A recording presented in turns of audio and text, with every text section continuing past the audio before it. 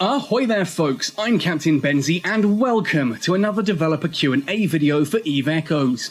For those of you who don't know, each week the developers take 4 questions posed to them by you, the community, and then they respond to those questions, posting the answers to the official EVE Echoes Twitter account and Facebook page. If your question is one to be chosen, then you will also win a month of basic Omega, so make sure you are asking any questions that you happen to have by going into the description of this very video. There is a link there that will take you through to a Google document. You can ask your own questions, and if it's chosen to be answered, you'll win a month of basic Omega. I like to go through these every single week as well to give my own personal thoughts and opinions on the questions and the responses and talk about what this could mean going forward for EVE Echoes. It allows me to spend a bit of time talking about things like game design and sort of the direction that the game seems to be taking and stuff like that. So I do hope you enjoy this. There's a whole playlist of these if you want to check out more content just like it. Do hit like on the video if you enjoy it. Let me know in the comment section down below. And of course, if you want to keep me doing what I'm doing and if you want to go the extra mile to help support this channel, you can do so by joining me on Patreon or checking out the Redbubble merchandise store, linked also in the description. Now, before we jump into this week's Dev Q&A, just a quick sort of announcement here that the hunt is back on in-game. If you are logging in currently, you'll notice that in your events tab there is now the Battle of the Hunters. There's a load of cool stuff going on here. Now, there is the lucky Nugayo Huivi. I can never pronounce that thing. I think it's one of the Caldari races, and it is just an absolute cluster of letters there and vowels all over the place. Anyway, it is a lucky draw wheel. I know those can be pretty controversial. Some of you love them, some of you hate them. That is available if you want to take part. What I wanted to draw your attention to, however, is the Battle of Hunters.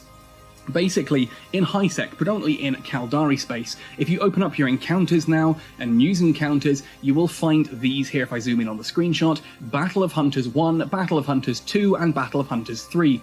I did actually get Battle of Hunters 2 in this as well. I don't know if it always appears, but it was the third sort of row down. I couldn't get a good screenshot of it. Ultimately, I don't know if they all appear every time for everyone, but certainly if you jump into these, you can earn some really cool exclusive rewards. There's some interesting storyline to this as well about the new hunt event, and you can do these at different tech levels as well. Here you can see I'm doing these at advanced, but they do appear all the way down at basic and are available at the tech 10 hard as well. So depending on what tech level you are and what kind of content you fancy going for, well, you can jump in and give those a go. Also, for doing these, you will earn some cool rewards here on the tab, including exclusive paint. This is also where you get a really cool skin. And I know there's some people complaining that, oh, it's a skin for the capsule, no one's ever going to see it. Correct, other players don't, but sometimes it's nice just to do something for yourself. I really like the gramophone skin they had for the capsule, and the New Year one as well. The YC123 one is a really cool skin. I really enjoy those, and I'm looking forward to getting this. It's a blue sort of Easter egg skin, and it can change colour every time you get destroyed out of a ship. I think that's really cool. Like, look, okay, it's nothing crazy powerful or, you know, overly noticeable, but to me, I really like that. And let's be fair, even if you're putting a skin on something like a Maelstrom or a Macariel, more on those in a moment, it's still only really you that knows that you have it on it. Even if someone jumps you, they're not going to see it on the kill mail, which is something I'd love to see. I'd love to see skins shown on kill mails. But equally as well, no one really plays zoomed in, especially in PvP. I don't know, so maybe that's just me. I like this. I think this is a really cool little event. It's good to see that they're putting lore into the game, some storyline, and giving some encounter missions. Anyway, enough of that then. Let's jump into the actual reason you guys are here, the developer Q&A for the week of the 6th to 12th of April. Question number 1. Would it be possible to have a tier tax system based on players' tech level, allowing corps to tax higher tech players more while letting newer players enjoy the ability to financially grow? Melos responds, thank you for your feedback, but this is not in our plan. Again, Melos, I do kind of wish people would give more of an answer here. It's not in our plan and we're not going to consider it, or it's not in our plan but it's a cool idea, maybe we'll add it. I think this is their way of saying it's not in the plan, it's not something we're interested in doing right now. And I kind of get that, because that's the whole point of a percentage-based system, you know? That ultimately, if you're taking 5% tax off a Tech 7 player, that's 5% of their income. If you're taking 5% tax off a Tech 10 level player, you're getting an awful lot more. I think Ultimately, whilst it could be considered a nice quality of life change, I am with the developers on this one of I don't really see this at all as necessary, and I think it could actually be dangerous as well, because you could find yourself in corporations that announce that they've got low tech levels and they just crank it up at higher levels, or it's really high for new members, and there's just a lot of abuse here. I like the fact that it's one simple tax rate across the board. Okay, we could talk about real life and how, tax brackets work, and that is a brilliant way of like working in real life taxes, but this isn't real life, it's a video game, and so percentage based works pretty well for the most part, and you just ask your top level players to donate more if you want more of their income. But I think equally you're about to upset a lot of players if you say, oh, by the way, if you're Tech 7 or below, we'll only tax you 5%, but the second you hit Tech 10, we're dropping a 40% tax on you or something. It's a sure way to start fights, and I think it's better that it's just kept as a single system. I don't think it's overly necessary. It's a cool idea. I'm not going to say, no, we absolutely shouldn't get this, but if it's anything, I'd consider it to be low priority at best. Moving on, the second question. With daily limits will be applied to encounter missions, are encounter rewards likely to change in the future? Like lower ISK with items from past events that don't exist anymore, or the insurance points that can be sold in the market? Cloud responds, in a short period of time we'll not consider changing the rewards of the existing encounter system. Meta level 5 and 8 modules are very important to parts of our module system, we don't want to cast effects on it. And I get where they're coming from on that. There are certain Meta level 5 and Meta level 8 modules, especially things like electronic warfare, that are very much important things, and you don't really want to start adding these into more places because it will reduce value for them.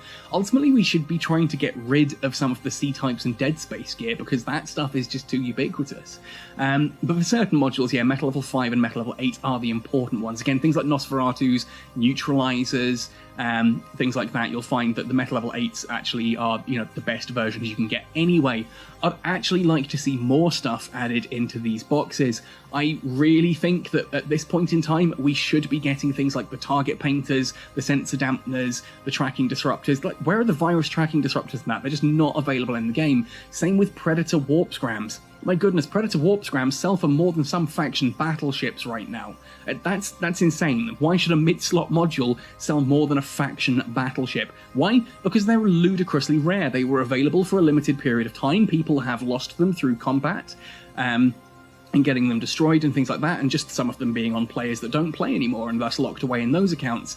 Ultimately, I would love to see those come back, and for a period of time, imagine you complete a storyline encounter and you start finding Predator warp scrams, and they're selling for like 2, 3, 4 billion a pop. That's going to be a major source of income for those players, and it will eventually drop down and, become a bit more common. I think that would be a cool way of doing this. I do get them not wanting to cast effects on that system. We've got an industrial update coming in May that is going to change a lot of things around anyway, so I get the caution on this, but please, can we get the Meta level 8 modules for the stuff that doesn't exist added back into the game? Personally, I think that'd be really cool. Anyway, let's move on. Question number 3. Hello, this doubt has arisen. There are some tier 10 battleships that are better than the faction battleships, or are close to even. I'll go for the close to better. I don't think any of them are flat out better. We'll come to that in a second. For example, the Maelstrom, and the Macariel. Those two have almost the same DPS. The Maelstrom is even faster, should buff some faction battleships or nerf some Tech 10 battleships. Now, I'm going to let Wilson respond first before I give my opinion here. Wilson says, we are currently re-examining some Tech 10 battleships and mobility of the Angel and Mordu's Legion ships. Further adjustments would be applied to make them more in line with their power.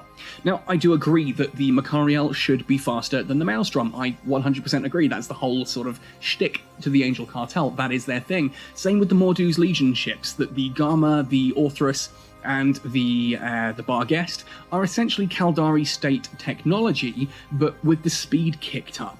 And that is kind of a key thing for them. So yes, those should be a little bit faster than they currently are. That said, the Maelstrom and the Macariel almost have the same DPS.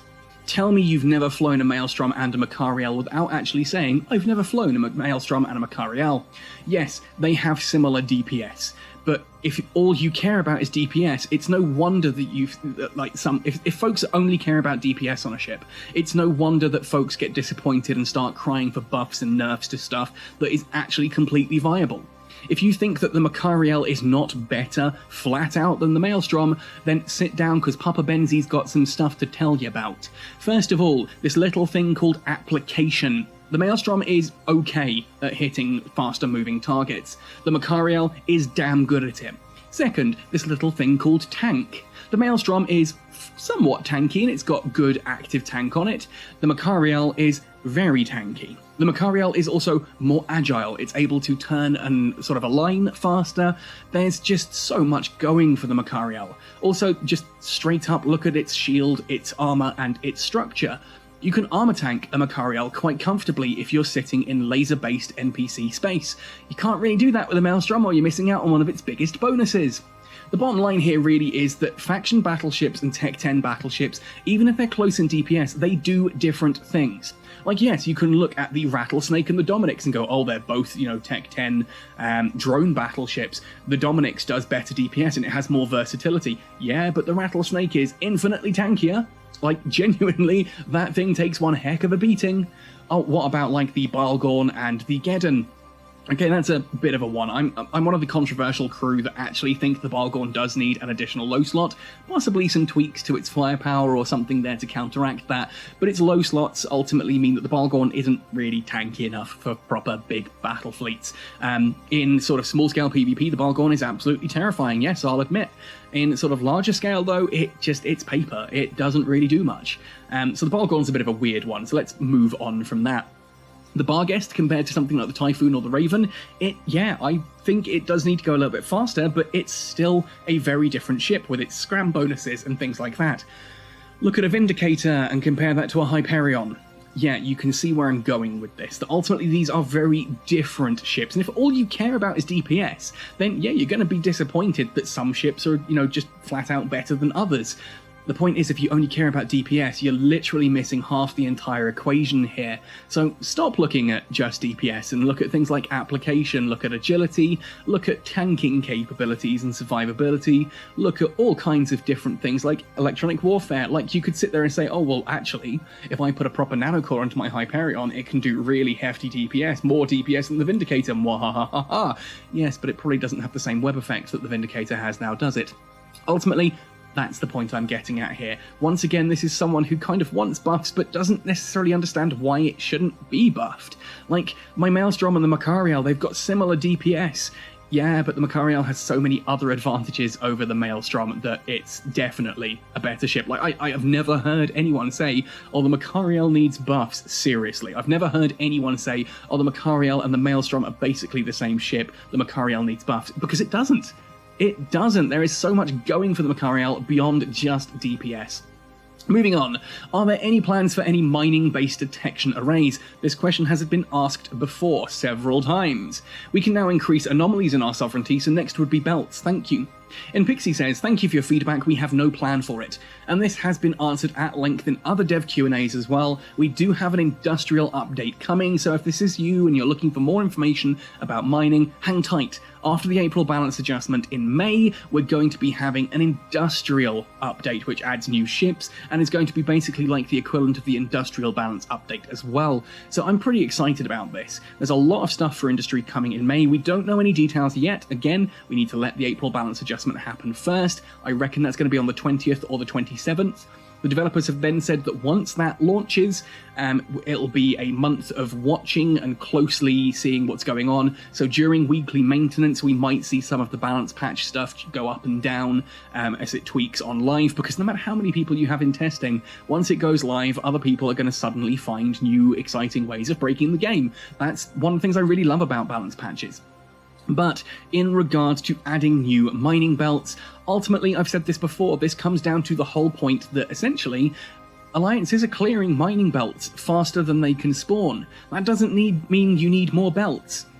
Adding more belts just increases that race to the bottom. We've talked about this numerous times. But ultimately, when it comes to mining, the faster you mine, the more stuff that you mine, the lower the value of the ore. and this means that for newer players who are flying around in a Venture Trainer or a Venture, their income is a minuscule percentage of what is possible for the average Tech 10 miner. I'm not even talking about people like with ratting. Yes, I get it. A Tech 7 ratter compared, or heck, a Tech 5 ratter compared to a Tech 10 ratter makes significantly less ISK. But at the same token, that's because they are not competing with each other. If I go into an anomaly in a Tech 5 ship, I just do that anomaly, and the Tech 10 player does his anomaly. There's no competition going on here. Ultimately, mining is different. The Tech 10 miner is mining the same ores and adding them to the same market as the Tech 5 miner. The difference is the Tech 10 miner is flying a Covetor 2 that is fully tricked out with the best mining rigs you can imagine, plus full-on 555 strip mining by that point in time, plus all the industrial ship command bonuses, etc. Whereas our poor Tech 5 player is probably running around in, what, a Venture 2, Venture 3? Can you have a Venture 3 at Tech 5, or is that a Tech 6 ship?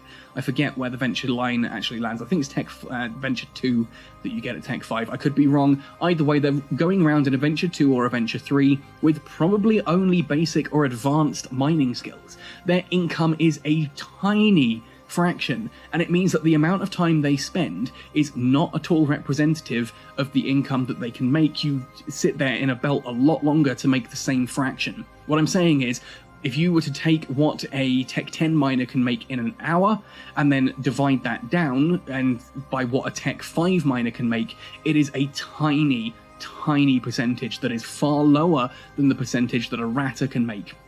What I'm getting at here is that what we need to do is either increase the mining rate of the lower players, which I don't agree with. I don't agree with any increase to mining yield at this point. I think we need to lower the mining yields of top tier players. I've said it before, if you made the Retriever the golden boy of mining yield, that everything the Retriever, the Procurer, and the Covetor all had the same effective mining yield per hour, that would really help out newer miners. Current miners wouldn't actually suffer all that much either, because you would be increasing the value of ore. It's like people complaining that, oh, my ship does less DPS now, so I'm not going to be able to earn as much ISK per hour. Correct, but the same is true for everyone. Everyone's getting DPS lowered, which means everyone earns less ISK per hour, which drops the price of Plex, and everything on the market will adjust in price accordingly. If you were taking 3 months worth of, ISK generation to buy something, it's still going to take 3 months. The item in question is just going to be cheaper overall because people can't afford as much. This is not the case with ores. If you drop the mining yield to Tech 7 levels, everyone above it is then going to have their ore increase in value. They're also going to find that newer miners are now closer to be able to achieve the sort of higher level mining. You'll also find that you then change the Procurer, the Covetor, this kind of thing, to have other benefits instead, like additional tank, additional survivability, the ability to move faster, stuff like that, rather than just straight up mining yield rush to the bottom stuff. Anyway, I'm in danger of rambling. I know this is a question I've gone on about at length when it comes to this kind of stuff. Adding new belts is not a good idea. Slowing down the time it takes to clear the current ones is a better idea. It's the same with ratting, why they've slowed down DPS, because now it takes longer to clear an anomaly, and it's the same for everyone. Everyone has that nerf. It means that the market will start to stabilize as well. Ultimately, there's a lot that needs to happen to the market before ships are going to be sorted, and the more I've been thinking about this, I've been talking a lot at length recently with a lot of heavy industrial players. A lot of the whole thing with insurance, I've said before, insurance, the problem is that it doesn't consume ships as well as create them. If it created a ship somewhere and then consumed one somewhere else, that would be fine. That's the intent of the system, but the buy orders aren't lucrative enough, so people don't fulfill them. Therefore, it provides a ship without consuming one elsewhere. Net increase of ships in the game. Not a good thing. Also, the other side of that as well is that just ships on the market, which is what influences the insurance cost of ships, are selling for less than their mineral components, because people don't want to pay what a ship is actually worth. So we kind of need to get to a situation where the ships become more expensive, which makes the insurance more expensive, and it actually sort of helps stabilize things. There's a lot more to it. I'm not going to go into it at length in this particular video because, well, we've talked about this later. Ultimately, though, that's this week's developer Q&A.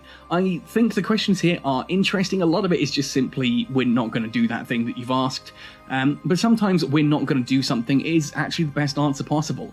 I'm interested to see if we do get additional agility and mobility on the Angel Cartel ships. I would love that. Certainly the Dramiel getting its DPS boost has really helped it, but having a little bit of extra speed and sort of agility would be even cooler. Same with the Cinnabal. I think the Cinnabal should be faster and more agile than the Stabber 2, and it is just about, but not by much. Certainly the Macariel should be the fastest battleship in the game. That is what the Macariel has always been. Mordu's Legion, yeah, let's get that up as well. Daily limits, we've talked about this and that as well. I think the changes here, I get why they're saying things. And I know that it's not always nice to ask a question, just be told, nope, it's not happening. But sometimes that is the best thing for the game. Anyway, let me know your thoughts and opinions in the comment section down below. I'd love to know how you guys found the test server and all the changes there, people who actually tested stuff. Getting a lot of people in the comment section who are complaining about stuff, and it's clear from their complaints they just didn't test it. I hope you folks enjoyed the test server. Again, sorry to the iOS folks who didn't get in.